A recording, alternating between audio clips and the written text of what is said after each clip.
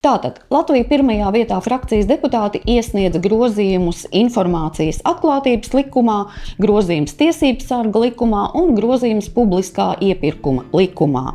Un lūk, ko par grozījumiem tiesības sarga likumā vakar teica Ilze Stobova. Ar šo priekšlikumu ierosinām tiesības sargam pieprasīt un piekļūt ierobežotas pieejamības informācijai, lai viņi varētu pildīt galveno uzdevumu sniegt objektīvu informāciju par notiekošo, par pieņemtajiem lēmumiem. Un ar šo priekšlikumu mēs gribam runāt par tiesisku valsti praksē, nevis deklarācijās. Satversmes 100. pants garantē tiesības iegūt informāciju.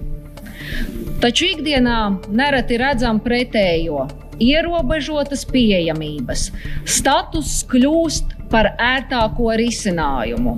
Tiesības sarga iesaiste nav formalitāte.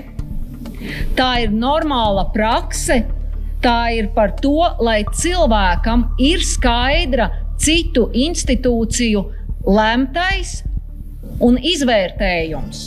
Jo tiesības sargam cilvēki uzticās, un tiesības sargs ir tas, kurš veido šo dialogu starp sabiedrību un pieņemtajiem lēmumiem.